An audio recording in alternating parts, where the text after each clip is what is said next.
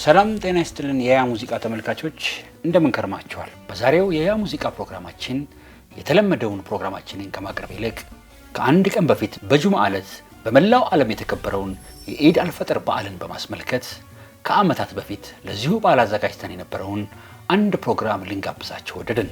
በዚህ ፕሮግራም በሀገራችን የሙዚቃ ኢንዱስትሪ ላይ ከፍተኛ አስተዋጽኦ ካላቸው ሃይማኖታዊ እሴቶች ውስጥ አንዱ የሆነውን መንዙማን የዳሰስን ሲሆን እንዲሁም አስገራሚ ታሪክ ያላቸውን የትንቢት ተናጋሪውን የሼህ ሁሴን ጅብሪልን ታሪክም ለመዳሰስ ሞክረናል።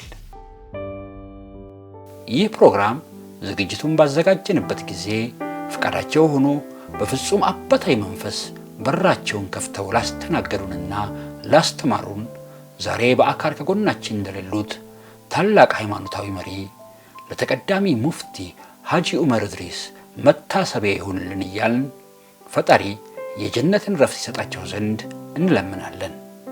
መልካም የኢድ አልፈጥር በዓል ይሁንላችሁ።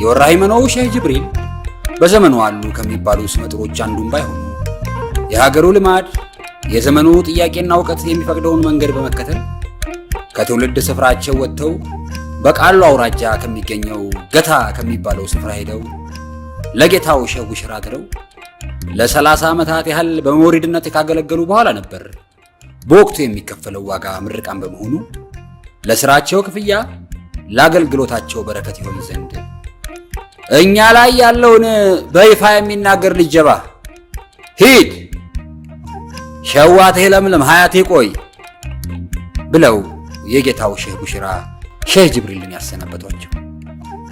ፈቃዱ ያላህ ነውና ከኚሁ ምርቃን በምርቃን ከተሽጎደጎደላቸው ሰው አብራክ ጊዜውን ቆጥረው በ1811 ገደማ በወሎ ክፍለ ሀገር በወራሂመናው አውራጃ በባዙራ ምክትል በባሆ ቀበሌ ልዩ ስሙ እምበለሲዳ ተብሎ በሚጠራ ቦታ አይናማው ሼህ ሁሴን ጅብሪል ተወለዱ። ሼህ ሁሴን ጅብሪል አጀማመራቸው ራሳቸው ተናግረዋል፣ በመጽሐፍ ጽፈውታል። እንዴት አድርጎ እንደጀመራቸው መቼም አላህ ገልጾላቸዋል። በመሰረቱ አላህ ነብያቶችን ወደ ሰው ልጅ ሲልካቸው መሳሪያቸው ሙዕጂዛ ይባላል። አሁን መንግስት ጦር ሰራዊት አለው አይደለም፣ ፖሊስ አለው፣ ደህንነት አለው አይደለም። ምንድን ናቸው? ማሸነፊያ ናቸው።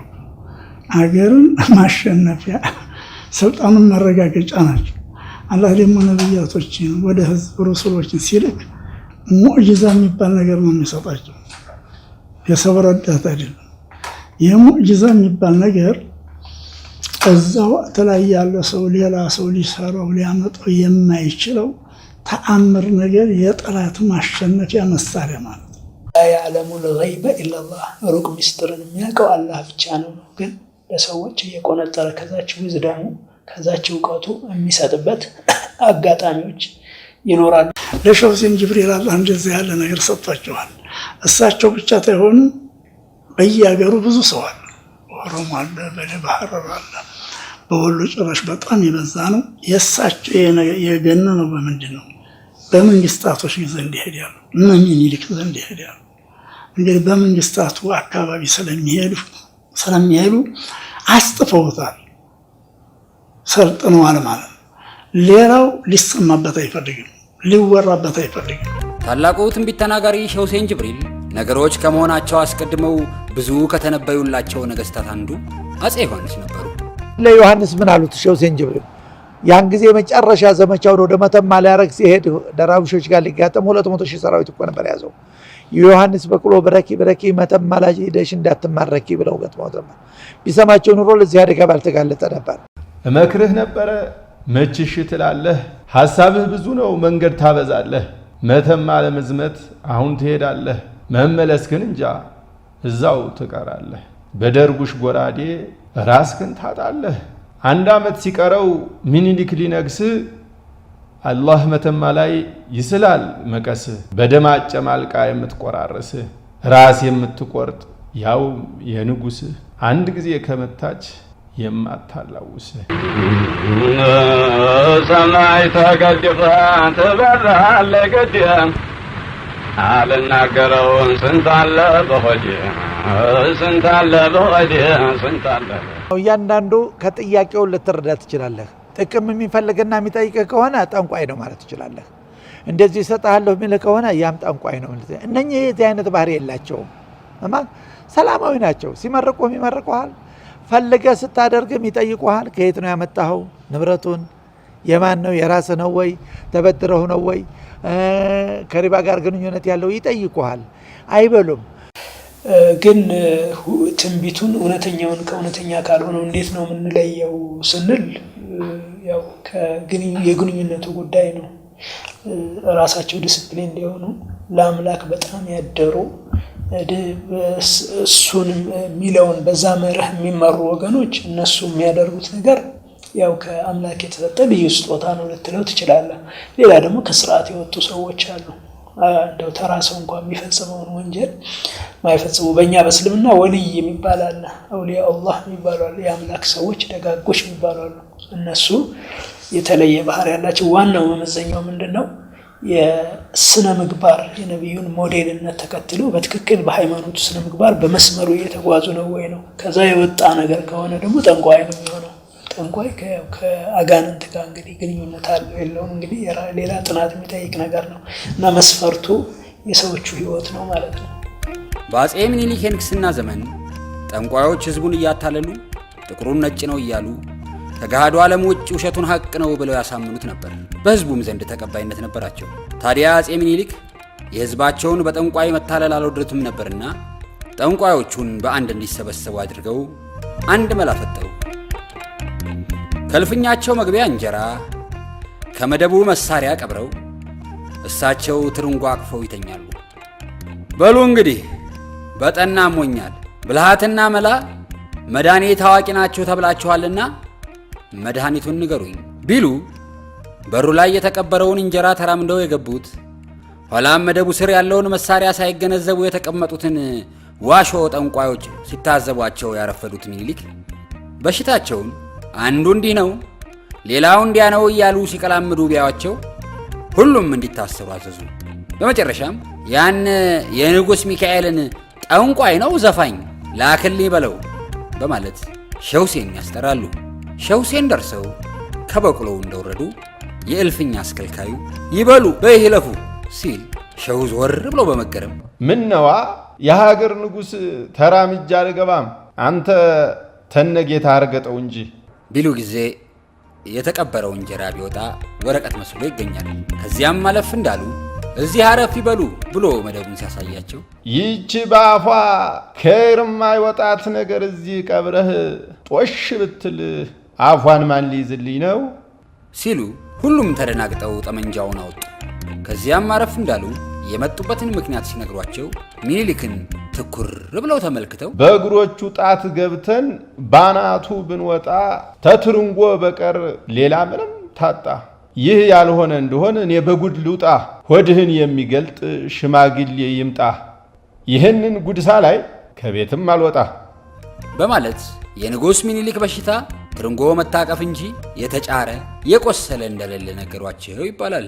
ሰውየው የአምላክ ሰው ከሆኑ መንፈስ የበለጸገ ሰው ከሆነ ነው የዘመንና ጊዜ ስፔስና ታይም የምትለው ነገር ብዙ ለኛ ነው እኮ ግርዶ የሆነው እንጂ ከአምላክ አንፃር እኮ ትናንትና ነገ እኩል ናቸው። ትናንትና ነገ የሚባል ነገር የለም። ይሄ ከራማ የሚባል ነገር ከሽፍ የሚባል ነገር አለ። ለሰው በትምህርት መልክ ሊሰጥ የማይችል ነው ይላል። በዚህ ቁጭ ብለህ አንተ ዓለምን የምትቀኝበት ለውሐል መሕፉዝ ላይ የተከተበውን የምታነብበት የከውን የዓለማቱን ሁኔታ ምንነቱን የምትረዳበት መሳሪያ ነው።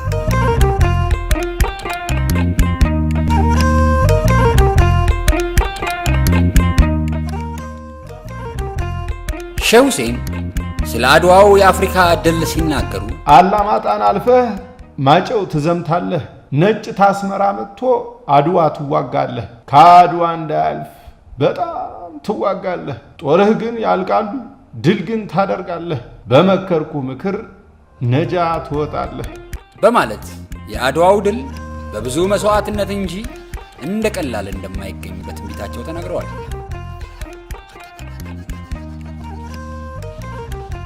እንደዚህ ያለ መሳሪያ ለነቢያችን ኡመቶች ተነቢያችን ሌላ ላለው ሰው የተሰጠን ከረማ ይባላል። ሌላው ላይ ከረማ ይባላል። ነቢይ ላይ ደግሞ ነቢይ ረሱል ላይ ሙዕጂዛ ይባላል። ተግባራቱ አንድ ነው፣ ስሙ ነው የተለያየው። አሁን ሼህ ሁሴን ጅብሪል እንግዲህ ተነዛ አንደኛው ናቸው። አላህ ከራማ ሰጥቷቸዋል። ስለዚህ እነኛ ሰዎች ጸሎታቸው ጥያቄያቸውን ከፈጣሪያቸው ጋር ቅርበት ነበራቸው። አንዱም በግጥም ደረጃ እንዲያጋጥምና ለዚህ ሲከፍትለት አላህ፣ አንዱም በዕልሙ፣ አንዱም በዱዓው፣ አንዱ በእርግማኑ እኮ ስንት ሰዎች ያልከዋል ሰማ ስንት ነው ያለፈዋሉ።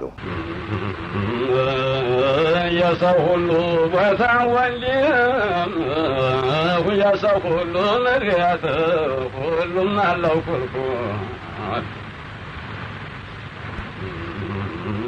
የሰው ሁሉ ቦታ ሁሉም አለው ኩልኩል ታድንበር አለፈ ምነው በእኛ በኩል። ምዕራባውያን አፍሪካን በተቀራመቱበት ዘመን የሀበሻን ምድር ለመያዝ ብዙ ደክመዋል። ይህንንም በሚመለከት ሼህ ሁሴን ሀበሻ ሁለት ነጭ ሳይገባም አይቀር፣ አንደኛው በፍቅር አንደኛው በጦር አስበው ነበረ ሊያረጓት ሀገር፣ 5 ዓመት ገዛት ሲል ደንበር እኩሉን በሥራ እኩሉን በጦር በማለት ጣሊያኖች ኢትዮጵያን ወርረው ለ5 ዓመታት ከአርበኞች ጋር እየታገሉ በጎን ደግሞ መንገድና ቴክኖሎጂ እያስገቡ ቆይተው ሳይረጋጉ እንደሚወጡ፣ እንግሊዞች ጃንሆይን አስከትለው በፍቅር ገብተው ጣሊያንን ከሀገራችን እንደሚያስወጡ በአንድ አጭር ግጥም ትርትር አድርገው ማስቀመጣቸው እጅጉን አስገራሚ ነው። They saw, they conquered. Britain fulfills the first of her war promises and gives back Abyssinia to the Abyssinians.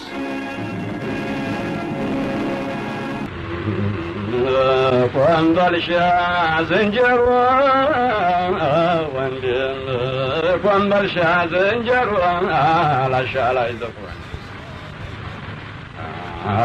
ግንባር አንበሳ የሰፈረ እንዲሆን ይሉታል ያውሬ ምን ይሆን አላቀማማጁ ዋለ ስፍራው ቢሆን።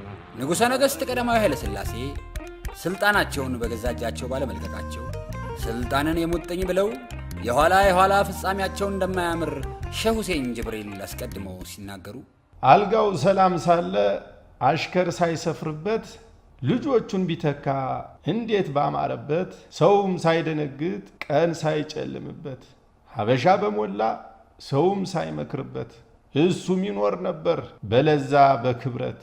ሼህ ሁሴን ጅብሪል ድርሰታቸው በጊዜው ሁሉን ነገር እንደ ትንቢት ተናግረዋል። እንደተናገሩ ማን ተናገሩ? አላህ ለሳቸው የሰጣቸው ስጦታ ነው። ወኔና ጉበት በሳት እየጋዩ ገና ነው ይሉኛል የጥርሴን እያዩ። በወሎ ምድር የተከሰተውን ከፍተኛ ረሃብ ደብቀው የንጉሡን ልደት በቅንጦት ማክበራቸው የተማሪዎችን ቁጣ ቀስቅሶ የኋላ ንጉሠ ነገሥቱና መኳንንቱ ስልጣናቸውን እንዲያጡ ምክንያት እንደሚሆን ሼህ ሁሴን ጅብሪል በግጥማቸው እንዲህ በማለት ተንበዩት ነበር። ወሎ ረሃብ አልቆ ሞት የበዛ እንደሆን የሸዋ መኳንንት ዳርቻ ምን ይሆን? በቁም ይጋለጣል ይሆናል እንዳይሆን ተፈሪ የዛን ቀን ምን ይበጀው ይሆን? የእጁን አግኝቶታል እንግዲህ ሰው አይሆን በማለት ንጉሥ ተፈሪ ከወሎ ረሃብ በኋላ መንበራቸው እንደሚናጥና ስልጣናቸው እንደማይረጋ ሼህ ሁሴን ግልጽ አድርገው አስቀምጠውት ነበር። በሰማይ ቀበሌ አሊሞች ሲያወጉ አጼ መባል ቀርቶ ይባላል በደርጉ። ያን ጊዜ በዱዓ እንዳትዘናጉ መሬትና ሹመት እንዳትፈልጉ። ቁርአን ውስጥ የሙሴና የኸድር የሚባል ታሪክ አለ። ሱረቱል ካህፍ የሚባል እዛ ላይ ሙሳ ወይም ሙሴ ከዛ ሰውዬ ኸድር ከሚባለው ሰው ለመማር የሄዱበት ሁኔታ አለና አብዛኞቹ የኸድር አክቲቪቲዎች ድርጊቶቻቸው ሩቅ ሚስጥር ከማወቅ ጋር የተያያዙ ናቸውና ይሄ ሊከሰት የሚችል ነገር ነው። ለምሳሌ እንግዲህ ነቢያችን አሁን ነፋስ ነበራቸው ይላል። የነፋስ ሙዕጂዛ ነበራቸው። እዚህ ቁጭ ያሉ እንደው መዲና ሆኖ ሌላ ቦታ በአራቱ ጅሃት የወር መንገድ ይነፍሳል። በፊታቸው ወር መንገድ፣ በቀኛቸው በግራቸው ወር መንገድ፣ በቀኛቸው በኋላቸው የወር መንገድ። ያ ነፋስ የደረሰበት አገር ነቢያችን ጋር ጦርነት እገጥማለሁ እችላለሁ ማለት ተርቦ ይወጣል፣ ፍርሃት ይጥልባታል። በዛ አካባቢ ተሄዱ እጅ መስጠት ነው። ከንጉሠ ነገሥቱ ፍጻሜ ማግስት መንበሩን የያዘው ወታደራዊ ደርግ በዚች ሀገር ላይ ሰላምን እንደማያሰፍን የታየው በ60ዎቹ ሚኒስትሮች ሞት ነበር። ስለዚህም ቢሆን አጃኢበኛው ሼህ ሁሴን መሳፍንት ከሞተ በሸዋ መዲና ችግር ይፈጠራል፣ ለሀገርም አይቀና፣ ሀበሻ የዛን ቀን አያገኝም ጤና፣ መለፍለፍ ነው እንጂ አዋጁም አይጠና፣ በላው ቶሎ አይበርድም ደም ተቃብቷልና ብለው የኋላ ኋላ በፓርቲዎች መካከል የሚከሰተውን ደም መፋሰስ ሳይቀር ተንብየውት እስከ ዛሬ ድረስ ነበርን በወሬ ካኑ ደረሰና ተገናኘን ዛሬ። በግጥሞቻቸውና በትንቢቶቻቸው ስለ መንግስታት የአገዛዝ ዘመን ከመናገር አልፈው ከአውሮፓና ከአሜሪካ ወደ ሀገራችን ስለሚገቡ ቴክኖሎጂዎች፣ ስለ ቴክኖሎጂዎቹ በሀገራችን ወጉ እንኳን ሳይኖር ሼህ ሁሴን አስቀድመው ተንብየው ነበር። እግሩ እንደ ሙቀጫ የሚንከባለል ቢሄድ ማይታክተው አቀበት ቁልቁል፣ ጭቃ ካለው መንገድ መሄድ የማይችል ገደል የሚያንሸራተው የሚንከባለል፣ ይህንን የገዛ ካለው ምንም አይል በማለት ስለ መኪና የተነበዩ ሲሆን፣ በሌላ ወገን ደግሞ እፍ ቢሉት አይነድ እፍ ቢሉት አይጠፋ፣ እንደ እሳት አይጫር ሲበራ ቀልጣፋ፣ ደጅ ሲበራ የሚያድር በዝናብ አይጠፋ፣ ሲነኩት የሚገል ሰውን የሚያጠፋ ነጮች ያበጁታል ሀበሻ ሳይለፋ ብለው ዛሬ በየቤቱና በየደጁ ጨለማችንን ገፎ ብርሃን ያለበሰንን የብርሃን ቴክኖሎጂ ሼህ ሁሴን አስቀድመው ተንብየውት ነበር። በእኛ ሀገርም ተመሳሳይ ሁኔታዎች እናያለን። ትልልቅ ሰዎች ትንቢት የወደፊቱ የሚሆነውን ነገር የተናገሩበት ሁኔታ እናያለን። ታሪፍ ነው የቀረቢ ታሳቸው የበለጠ ባላከራም አለ። በወሎ ውስጥ ብዙ ሰው ግን ሊወራበት አይፈልግም። እሳቸው ከተማ መሄድ ስለለመዱ መንግስት ቤተ መንግስት መግባት ስለለመዱ ሰልጥነው አለ ማለት ነው። አድዑኒ አስተጅብ ለኩም ጠይቁኝ እሰጣችኋለሁ ይላል። ግን ምግብ ሐራም ከሆነ መጠጥ ሐራም ከሆነ የምትጠቀም ሐራም ከሆነ እንዴት ብዬ ልቀበል? ስጋም የውስጥ አካልም የተገነባው በሐራም ነው በማይፈልገው አላህ። እነሱ ለዚህ ብለው ጥቅም አይፈልጉ ነበር። እኔ አንድ ታሪክ ላስታውስ። እዚች ቦታ የተከሰተች ሼህ መሐመድ ማንም ሱልጣን የሚባሉ ነበሩ ደሴ መጥተው እዚህ በር ያንኳኳሉ። ባለቤቴ ከፍተ እዚህ ነበር መኖሪያችን። አሁን የከፍትላቸውና አደሜት አለ ይላሉ። እኔ አልነበርኩም። አይ እሱ ወጥቷል ለጊዜው የገራዋ ሼህ መሐመድ ሱልጣን ይባላሉ። የጋቲራ ሼህ በኋላ ለወንድሙ ይንገርልኝ መካ መሄደ ስለሆነ እንዲያስተናግደኝ ይላሉ። ኋላ እኔ ማታ ስመጣ ግቡ ቡና ጠጡ ምናምን ብትላቸውም ፈቃደኛ አልሆኑም። ወጡ። እቺ ብቻ መልእክት ንገርልኝ ነው አሉ። ከዚህ የሄዱት ማክሰኞ ቀን ነው። ሮብ እዛ ደረሱ። ሐሙስ ሞቱ መካ ውስጥ። ወንድሜ ቀበራቸው። እሺ ደውዬ ይመጣሉ ብዬ ነው እኔ መሰለኝ ቤት እንዲያሳረፈኝ እንዲያስተናግደኝ ነው። ለካ እንዲቀብረኝ ነው ያሉት። አይ እንዲያስተናግደኝ ንገርልኝ ለወንድምህ። ስለሳቸው የሚወሩ እውነትም ያልሆኑ ነገሮች አሉ። እውነትም ያልሆኑ ነገሮች ማለት ከሃይማኖታዊ ስርዓቱ ውጪ የሚያደርጋቸው ትልቅ ስብዕና ናቸው። ከዛ ውጪ የሚያስመስሏቸው ልክ ምንድነው የአባ ገብረሃና አይነት ማለት ነው። ሁሉም አባ ገብረሃና ተብሎ እንዲያሉ እንዲሰሩ የሚባለው ነገር ሁሉ እውነት አይደለም። አባ ገብረሃና በትክክል የኖሩ ካህን ናቸው። በጣም ዋይዝ የነበሩ በጣም ትልቅ ሰው ናቸው። የሰሩት ስራ አለ። ግን ከዛ በኋላ ደግሞ ዝም ብሎ ሰው በሳቸው አፍ አንደበት የሚናገርባቸው አሉ። ሼህ ሁሴን ጅብሪል ጋርም እንደዛ አይነት ነገር ታሪኩ ባለመሰብሰቡ እንደዛ አይነት ነገር የተፈጠረ ይመስለኛል። ሼህ ሁሴን በዲናቸውና በእምነታቸው ቀልድ እንደማያውቁ ሲገልጹ 5 ወቅት ሶላት ስገድ ብንለው መርቅኛለሁ አለ። እዩት ይህን ሰው ጫቱን ዋጅብ አድርጎ ዲኑን ሊያጠፋው ጣቱን እየቃመ ቢሰግድ ምን ነው እኔም ዝም አልልም ዲኑን ሲያጠፋው ብለው ነበር። ትልልቅ ሰዎች ትንቢት የወደፊቱ የሚሆነውን ነገር የተናገሩበት ሁኔታ እናያለን። እኔ ሼክ ጃሌም ሼክ ሰይድ ኢብራሂም እንደ ምሳሌ ልነግርህ እችላለሁ። የሚሞቱበትን ቀን በግጥሞቻቸው ተናግረዋል። ለምሳሌ ምንድነው የሚለው? ግጥሙን በቀጥታ ላንብብልህ። 1300 ሲሆን 77 የዚያን ቀን ያቆማል የፈይዳችን ግባት ነው የሚሉት። 1377 ሂጅሪያ ላይ የኛ ነገር ያከትምለታል ነው። ኤግዛክትሊ በዛ ሰዓት ነው የሞቱት። እኛ በተሞክሮ የምናየዋለን። ለምሳሌ እንደው አንዳንድ ነገሮች በገጠር ሲነግሩን እንደነበረ አንዳንድ ሾክ ምልክ አለባበሳቸው ኖርማል ነው፣ የተቀደደ ልብስ ስታያቸው ለማኝ ይመስሉሃል፣ ግን ውስጣቸው ሌላ ነው። ምክንያቱም አንዳንዶቹ እስከ 20 ሺህ ድረስ ቁል ሁወላህ አሐድ ይከሩ ነበር፣ ዚክር ያደርጋሉ። ያንን የሚያስታውሱ ከሆነ ሌት ቀን አላህ ጥያቄያቸውን ወዳው ተግባራዊ ያደርጋል። ሼህ ሁሴን ጅብሪል እውቀት ሳያንሳቸው ከአንጋፋዎቹ ወልዮች ጋር ሳይጋጩ ሆድ ለሆድ ሳይሻክሩ እንዳልቀሩ ይነገራል። በተለይ ከጥቅሳው ሼህ ጋር ሳይጋፉ እንዳልቀሩ በሰፊው ይወጋል። የጥቅሳው ሼህ አሊም ናቸው፣ ቀለም የገባቸው ወዲህም ወልይ ናቸው። እናም እንደ አገሬው አባባል በኒካ ተሳበ። አሁን ከጥቅሳቸው ሼህ ጋር ጠባቸው ይፋ ከወጣ ጀምሮ ሼህ ሁሴንን በሽታ ወጠራቸው። ውጪ ነብስ ግቢ ነብስ አሞኛል እንዲያለ ለዋንም መሰለብኝ ነው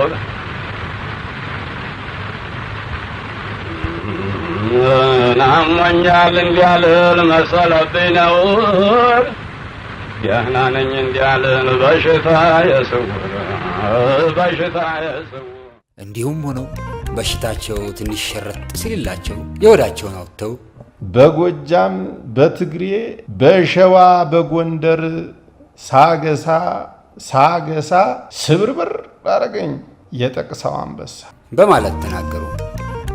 በመጨረሻም ዘመኑን ወራቱን የሚያጫውታችሁ ሁሴን ጅብሪል ሄደ ከመካከላችሁ ና ቢሉሃት መጣ ቅር ቢሉሃት ቀር አሰላሙ አለይኩም ሰይድ እዝራኤል በማለት በተወለዱ በ97 ዓመታቸው ገደማ ሰገሌ ሊዘመት 1 ዓመት ሲቀረው አረፉ ይላል። ታሪካቸውን ብዙ ደክሜ አሰናድቻለሁ የሚለው ጸሐፊው ቦጋለ ተፈሪ።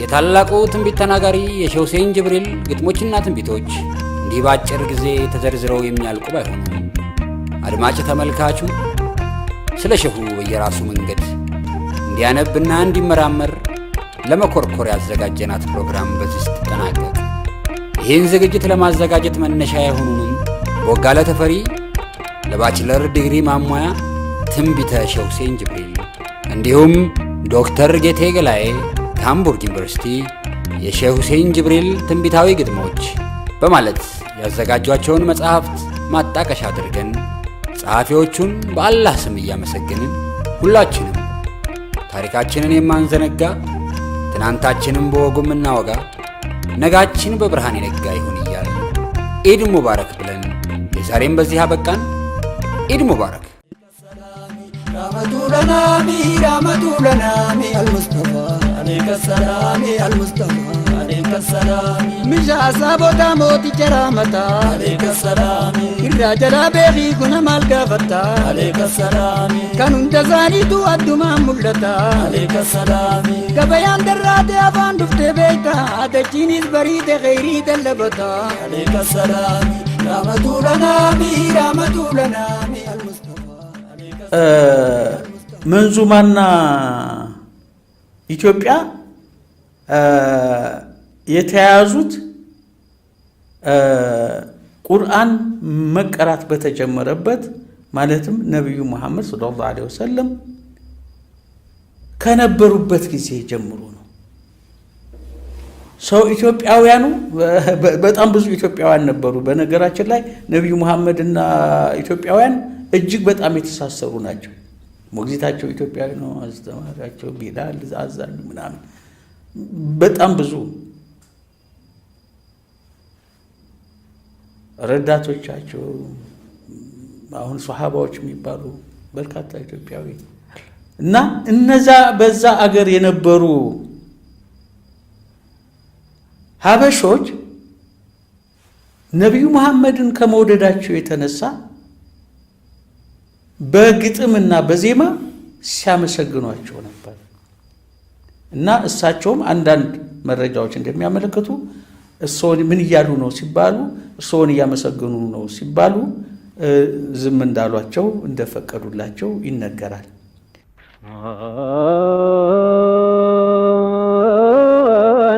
አሜን አሜን አሜን አሜን አሜን ያ ወዱድ ያ ወዱድ ያ ወዱድ ያ ወዱድ ያ ዘል ዓርሽ አልመጂድ አሜን አሜን።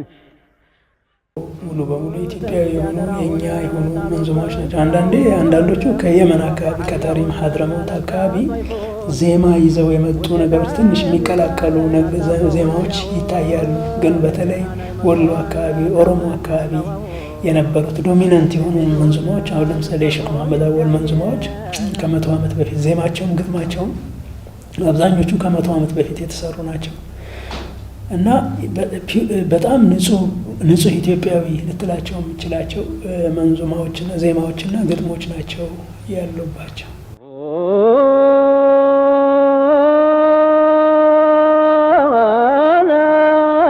አሜን አሜን አሜን አሜን ፊቱን ላሳየው ሰውን አስረግጦ ባይኑ አረጋውን አይፈርስም ይሰብታል ኢማኑ ሕክማ ለማናገር ይፈልቃል ተዚህኑ ስሙን ለመጥራት ተስሏል ሊሳኑን አመጡ ሐዘይኑን ነዛኑን ለይለኔ ወዳጁን አሚን። እንግዲህ ወሹዓራኡ የተቢዑሁም ልጋውን ብሏል ቁርአኑ። ግጥሞች ሁለት አይነቶች ናቸው። ግጥሞች ሽዕር ይባላል። አንድ ሃይማኖት የሚቃረኑ ሽዕሮች አሉ። ሙስሊምን የሚያወግዙ ሽዕሮች አሉ። ሃይማኖትን የሚያወግዙ ግጥሞች አሉ። እኔ የሆኑ እንደው የሰይጣን ተግባራቶች ናቸው ብሏል ቁርአኑ። ተከታዮቻቸውም ሸይጣኖች ናቸው፣ ሰይጣኖች ናቸው ብሏል። እነዛ ክልክል ናቸው። ሌላዎቹ ግጥሞች ደግሞ አላህን የሚያሞግሱ የአላህ ዚክር ያላቸው ነቢያችንን የሚያሞግሱ ሷሊሆችን ደግሞ የአላህን ባሮች የሚያሞግሱ ዱዓ አዘል የሆኑ እንዲህ ያሉ ደግሞ ግጥሞች አሉ። እነዚህ የሆኑ እንደሆነ በቂ ናቸው፣ ይበቃል። አጅርም አለው፣ ተወዳጅም ተሞጋሽም ናቸው። ኢለለዚነ አመኑ ብሏል በቁርአን። የሙእሚኖቹ ግጥሞች ሲቀሩ እነሱ ዲን የሚረዱ ናቸው፣ አላህን የሚያሞግሱ፣ አላህን የሚያከብሩ፣ የአላህን ክብር የሚገልጹ፣ የነቢያችንን ምንነት የሚያብራሩ ናቸው እና እነሱ ተነዛ ሰይጣኖች የሚከተሏቸው ውጭ ናቸው ብሎ አላህ በቁርአኑ ራሱ አመስግኗቸዋል። ሰዎች ይሄ የፈጣሪ ጥበብ በጣም ከፍተኛ መሆኑ ሲረዱ በጣም ሲያጠኑ ውስጡን ሲመረምሩት ደግሞ ይሄንን ነገር በእንጉርጉሮም በግጥምም በዜማም ይገልጡታል። የግጥሞቹን ጥልቀት ስናይ ግን ከግጥሞቹ ከቋንቋ ብቻ አይደለም፣ ኮንሴፕታቸው ብቻ አይደለም። አንድ ተራ ገጣሚ ላይ ገጥማቸው የሚችላቸው የጥልቀት ያላቸው ኮንሴፕቶች የያዙ ፊሎዞፊካል የሆኑ ነገሮች አሉ። አንድ ምሳሌ ልንገርህ። ሼክ አህመድ ሼክ ሲራጅ የሚባሉ አንድ ትልቅ የወሎ ገጣሚ ነበሩ። በአረብኛ ነው ግጥሞቻቸውን እና በኦሮምኛ ነው የተወሰኑትን የሰሩት። አብዛኛው ግጥሞቻቸው አረብኛ ነው። ነቢዩ መሐመድን እንግዲህ መድህ ነው ብያለው። የአብዛኛው ግጥም ልክ አሁን የዘፈኖች ግጥሞቻችን ተቃራኒ ጾታን ማወደስ ነገር ነው አብዛኛው ማለት ነው። ስለ ፍቅር፣ ስለ ግንኙነት፣ ስለዛ ነገር ነው የሚያወሩት። ልክ እንደዛ ደግሞ መንዙማዎች ዋናው ቲማቸው የነቢዩ መሐመድ ፐርሰናሊቲ ነው እና እሳቸውን ሲገልጹ ምን ይላሉ? አረብኛው እንዳለ ልግለጸው ወጀውሃሩን ፈርዱን ማለሃን ቂሳሙ ይሏቸዋል። ጀውሃሩን ፈርድ ማለት የመጨረሻ ትንሽ ከአተም ያነሰ ነገር ነው እና ማለሃን ቂሳሙ ማለት ኢንዲቪዚብል ማለት ነው፣ የማይከፋፈል ነው ያ ነገር፣ አንተ እሱ ነህ ይሏቸዋል ነቢዩን። ፍልስፍናዎቹ ይሄ ትውልድም የደረሰባቸው አይመስለኝም። እኔ ይዘቱ ብቻ አይደለም፣ ይሄን ለማወቅ ምን ማድረግ ያስፈልጋል መሰለህ? ፊሎዞፊካሊ ማወቅ ያስፈልጋል ይሄን ነገር። ጥሩ ፊሎዞፊ አንባቢ የሆነ ሰው ነው ይሄንን ነገር ሊለው የሚችለው። ነቢዩ መሐመድ ዳይሜንሽንለስ የሆነ የማይከፋፈል የሆነ ንጥረ ነገር አለ ዓለም የተገነባበት፣ ያ ንጥረ ነገር አንተ ነህ ለማለት መጀመሪያ ኢንዲቪዚብል የሆነ ዳይሜንሽንለስ የሆነ ዓለም የተገነባበት አንድ ነገር መኖሩን ማወቅ ያስፈልጋል።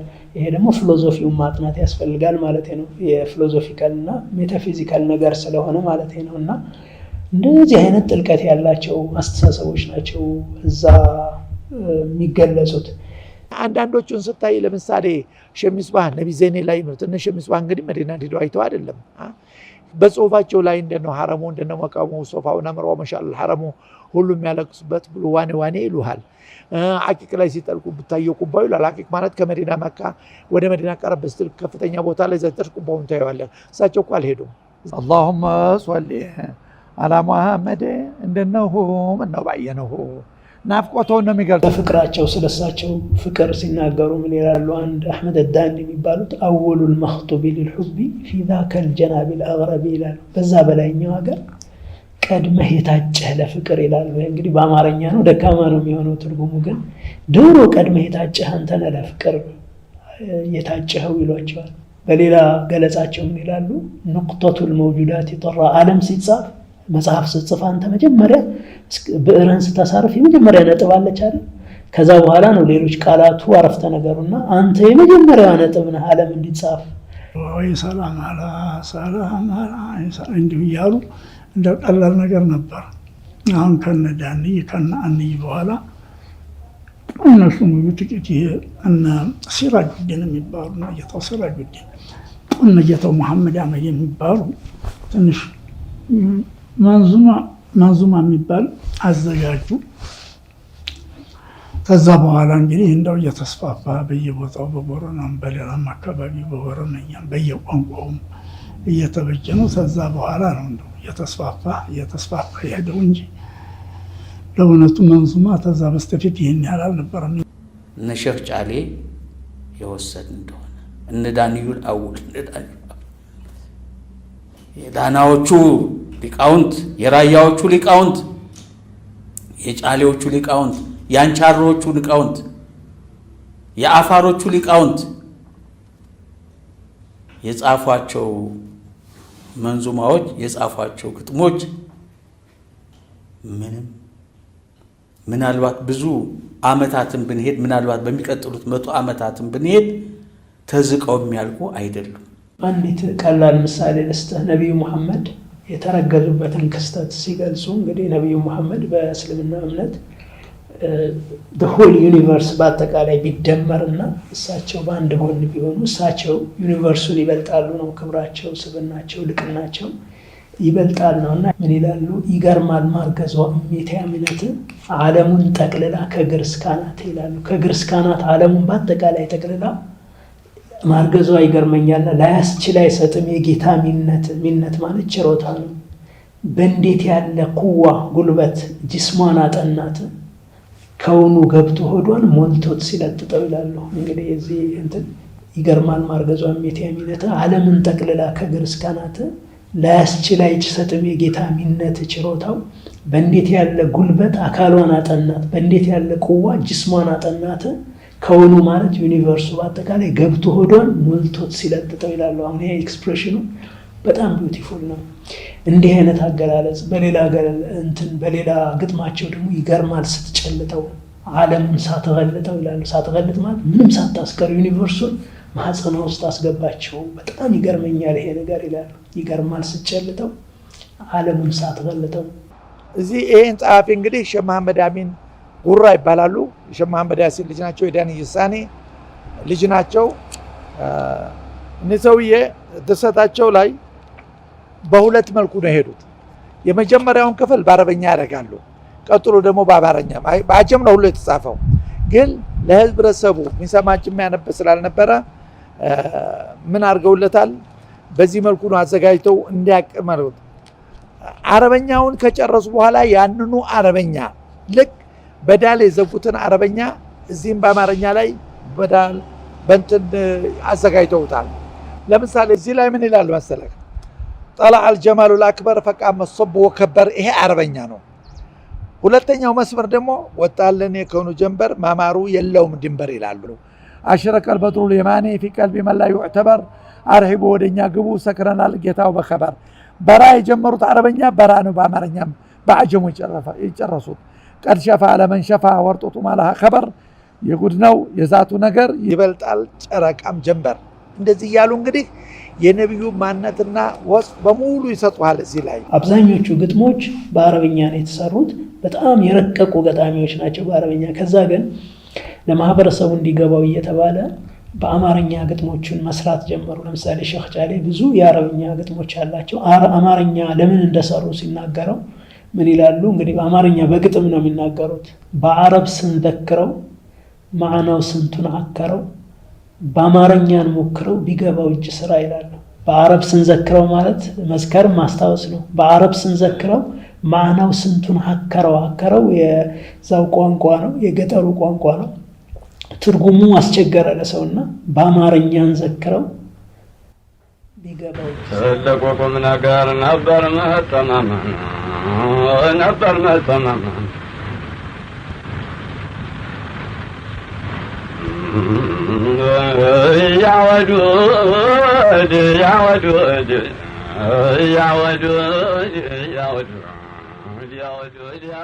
መንዙማ የሚባለው እንግዲህ ምንድን ነው ያዘለው? የአላህ ዚክር ነው ያለበት፣ የአላህን ምንነት የሚገልጽ ነው ያለበት። የነቢያችንን ሙጋሴ የያዘ ነው። የሷሊሆችን ሙጋሴ፣ የሷሊሆችን ታሪክ፣ የነቢያችንን ታሪክ አዘል ነው እና ይሄ ተፈቃጅ ነው፣ ተወዳጅ ነው፣ አጅር ያለው ነገር ነው እንጂ የሚወገዝ አይደለም። መንዙማዎቹ ላይ የማይዳስሱት አጀንዳ የለም። ሃይማኖታዊ አጀንዳዎች ላይ ስለ አምላክ ይናገራሉ፣ ስለ ነቢዩ መሐመድ ይናገራሉ፣ ስለ ሶላቱ፣ ጾሙ፣ ዘካው፣ ሐጁ የሚባሉት የሃይማኖታዊ መሰረታዊ ክንውኖች ላይ እነሱ ላይ መንዙማዎች ይናገራሉ፣ ይዳስሳሉ። አብዛኞቹ ግን መድህ ነው የሚሆኑት። መድህ ማለት የነቢዩን ስብዕና ማጉላትና ማወደስ ነው። ነቢዩ መሐመድ ከመወለዳቸው በፊት የነበረበት ህይወት፣ በአጠቃላይ ዓለም ሳትፈጠር ጀምሮ የነበረበት ሁኔታ አለ። አምላክ ዓለምን በፈቃዱ ሲፈጥር አለ። ከዛ በኋላ በሽግግር እሳቸው እስኪወለዱበት ድረስ እና ከተወለዱ በኋላ ባህሪያቸው፣ ስብዕናቸው እዛ ላይ በጣም ያተኩራሉ አብዛኞቹ ማለት ነው። ይህ ማለት ግን ሌላ ኢሹ አይዳስሱም ማለት አይደለም። ስለ ስነ ምግባር፣ ማህበራዊ ጉዳዮች፣ ሃይማኖታዊ ጉዳዮች፣ ጸሎቶች እና ሌሎች ነገሮችን በስፋት ይዳሰሳሉ። ከዚህም በላይ ደግሞ መንዙማዎች የነቢዩ መሐመድ ፍቅር የፈጣሪ ፍቅር ብቻ ሳይሆን ፈጣሪ ያስተላልፋቸው መልእክቶች በነቢዩ መሐመድ አማካኝነት በተለያዩ መንገዶች ፍልስፍናው፣ ሳይንሱም፣ ታሪኩም፣ ጂኦግራፊውም፣ ሌላውም ሕክምናውም፣ ችግሩም፣ ብሶቱም የሚቀርብባቸው መንገዶች አሉ። ለምሳሌ እንጉርጉሮ በምትልበት ጊዜ የሚያንጎራጉረው ሰውየው ለገጠመው ደስታ ብቻ ሳይሆን ለገጠመው ችግርም ሊሆን ይችላል። እንደዚሁ ነብያችን 7 ገጣሚዎች ነበሯቸው ይላል። እነ ካዕብ የሚባሉ እነ ካዕብ ብኑ ዙሃይር የሚባሉ እንደው ሌሎችም ነበሯቸው ይላል። እፊታቸው ነብያችን ባሉበት ያሞግሷቸው ነበር። ከጡም ለአንደኛው ማሸረጣቸውን ሸልመውታል ይላል። ዜማቸው በጣም መሳጭ ነው። ያው የወሎ አካባቢ ነው ማቀው። ዜማዎችን በሼኽ መሐመድ አወል መንዙማ ምናቸው የሚያስቆዝሙ ናቸው፣ የሚያስለቅሱ ናቸው። የሆነ ወደ ሌላ ዓለም የሚያመጥቁ ዜማዎች ናቸው። ዓለሙን ለሱ ሲል የኸለቀው ጀሊል عالم لسوسل خلقه جليل بفيت ودده وتخلقه محكل يا رسالة قاشا يدفع براسو ليلام قراج الله سنو نقصو عم بيام مرسل ما قنيانو سو يا هدايا وبحر بسونا ومفزاسو ستوتا ويالكم بكتبه وقلمو مصطفى نبي مولا وإمامو صلاة ربي عليكم سلام صلاة ربي عليكم سلام مصطفى نبي እርግጥ ነው እኔ ብቻ ሳይሆን ብዙ ወጣቶች በዚህ በመንዙማ ዙሪያ ጥናት እያደረጉ ነው። አሁን ትልቁ ችግር አቅም የለም። አቅም ስለሌለ መጽሐፍቶቹ ታትሞ የመውጣት እንትናቸው ውስን ነው። የሱ ያው የአንድ ማህበረሰብ ሀብቴ ነው እንትን ባህላዊ ሀብቴ ነው የሚለውን ነገር የማስተዋወቅ ግዴታ አለበት። ጉድለት አለ ብዬ አምናለሁ በሙስሊሙ ህብረተሰብ አካባቢ ማለት ነው። እና አሁን ትንሽ ሙከራዎች አሉ የማስተዋወቅ ነገር በተለይ ጥናቶች እየተደረጉ እና ሙስሊም ተማሪዎች በተለይ ሶሻል ሳይንስ ውስጥ የሚኖሩ ሂስትሪ የሚያጠኑ ሊንጉስቲክ የሚያጠኑ ፊሎሎጂ የሚያጠኑ ተማሪዎች ትልቅ ድንግል የሆነ ያልተጠና ብዙ ነገር አለ፣ ሀብት አለ። ይህን ሀብት ለሌሎች አጥንተው የማስተዋወቅ ኃላፊነት አለባቸው። የሁላችንም ስራ ነው። ነገር ግን አሁን እንደነ ሼህ ጣልሃ አይነት ግጥሞች መንዙማዎች እንደነ ሼህ አህመድ ጫሊ ያሉ መንዙማዎች እነዚህ ባህር ናቸው፣ ራሳቸው ችለው የሚተነተኑ ናቸው። አጥንቶ የዜማ ሳይንስ አለ አይደል? እነሱ አጥንቶ መጠበቅ የሚቻልበት መንገድ የግድ መኖር አለበት። ይሄን ማድረግ አለበት ደግሞ የሙስሊሙ ሊቃውንቶቹ እና ሌሎችም ራሱ የሀገር ሀብት ስለሆነ ሙስሊም ክርስቲያን የሚባል ነገር የለም።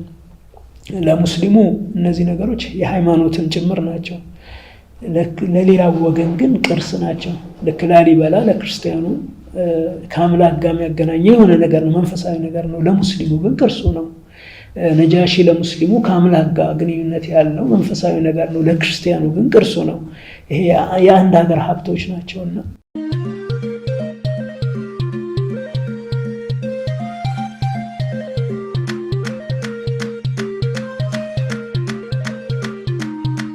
سلام عليك نبي سلام عليك يا رسول سلام عليك نبي سلام عليك يا رسول يا بار لقيقتي يا شمس المدينة سلام عليك نبي سلام عليك يا رسول سلام عليك نبي سلام عليك يا رسول يا بار لقيقتي يا شمس المدينة طاف بي طيف لبي يا غزا زيف لبي أصاب لب قلبي على حين غفلتي يا بار لقيقتي يا شمس المدينة سلام عليك نبي سلام عليك يا رسول سلام عليك نبي سلام عليك يا رسول يا بار ሙዚቃ መሳሪያ ማግባቱ ፈጣሪን እስካመሰገነ ድረስ የመከልከሉ ነገር አይገባኝም። ስለማይገባኝ ነው። ለምን ህንድ ሀገር የህንዱ ሊቅ ወይም የፐርሺያው ሊቅ ከቢር በባለ ኪራ ጊታር ነው እቺ ትንሿ የነሱ እንትን ያለችው ማለት ነው። ኢራናውያን ፐርሺያውያን ፈጣሪን ሲያመሰግኑ የነበረው እንደ ማሲንቆ አይነት በራሳቸው መሳሪያ ነው። ሌሎቹም እንደዚሁ በራሳቸው መሳሪያ ያቀርባሉ። እንደ ሳውዲ አረቢያ ያሉት አገሮች ደግሞ ክራር ከሌላቸው ምንም ልናደርጋቸው አንችልም። የላቸውም፣ በቃ ክራር የላቸውም፣ አለቀ። ያላቸው ድቢ ነው። ይሄን ፈጣሪ ካልሰጣቸው እነሱ መሆን የለብንም እኛ። ይሄ የመንዙማ ቅኝታችን ልክ እንደ ያሬዱ ቅኝት እንደተጠበቀ ቢቆይ ደስ ጥሩ ነው። ከእንትኑ ባይወጣ ከኢትዮጵያዊ ዜማው አንዳንዴ የአረቦችን አሁን የአረቦች የራሳቸው ስታይል አላቸው። ግብጾቹ ምኖቹ አሁን ይሄ ኢንተርኔቱ ምኑም ግሎባላይዜሽኑ የእነሱን ዜማ ወደኛ የማምጣት ነገር አለ በመንፈሳዊ እንትኖች ላይ ዜማዎች ላይ። እኛ የኛው አንደኛ ቢዩቲፉል ነው፣ ሁለተኛ ብዙ የሚያስታውሰን ታሪክ አለ። ብዙ የተሸከመው ካልቸራል ሂስቶሪካል ቫሊዩ አለው፣ ታሪክ አለው እና ስለዚህ ያ ቅኝቱ እንደተጠበቀ ከዛ ቅኝት ሳይወጣ ቢቀጥል ኢትዮጵያዊ እንደሆነ ቢቀጥል ለእኛ ትልቅ ጥቅም አለው ብዬ አስባለሁ። ሌላው ሱዳንን ልናይ እንችላለን። አሁን ሱዳን ፈጣሪ የሚያመለክቱ በኦርኬስትራ ነው። በኦርኬስትራ ግጥም አድርገው النسيم والشباب معي وبتغذيتك الغميل ونور لحظ الروح للسودان فداء فلتدم أنت أيها الوطن أنا سوداني أنا سوداني ክልክል ነው አይደለም የሚለው አጀንዳ ላይ አይደለም እየሄድኩ ያለሁት ከኛ ከኢትዮጵያዊ መንፈሱና ቀለሙ ቃናው መውጣት የለበትም የሚል እምነት ስለሌለ ያን ስናጣው ኢትዮጵያዊ የሚባለውን ክልቸራችንን እናጣዋለን አብረን። ዞሮ ዞሮ ምንድነው ፈጣሪን የምታወድስበት፣ ፈጣሪን የምትቀድስበት፣ ነብዩ መሐመድን የምታወድስበት፣ ነብዩ መሐመድን የምታስታውስበት በተለያዩ መልኩ ያንን ደግሞ በአንድ ላይ በምትፈጥረው ዜማ በምትፈጥረው ድንቅ የሆነ የግጥም ጥበብ ፈጣሪን ነብዩ መሐመድን አውልተህ የምታቀርብበት ነው። መዋደድ ናይባል ወዳጅ መዋደድ መፋቀር አደል መከፋፈል ስጋ ቢሆን ጎመን መዋደድ መፋቀር አደል መከፋፈል ስጋ ቢሆን ጎመን። ለመላ ኢትዮጵያ ሕዝብ ለሙስሊሙ በተለይና ለአጠቃላይ ለኢትዮጵያ ሕዝብ ለሁሉም ህብረተሰብ ለሁሉም ኢትዮጵያኖች በሙሉ ባሉበት እንኳን ለተከበረው ዒድ አልፊጥር በሰላም ያደረሰን እንዲሁም ደግሞ ወደፊትም ደግሞ ከዓመት ዓመት እንዲያረማምድን ደስታን ተካፋይ እንዲያደርገን እመኛለሁ እላለሁ። ወሰላሙ አለይኩም ወረሕመቱላሂ ተዓላ ወበረካቱ።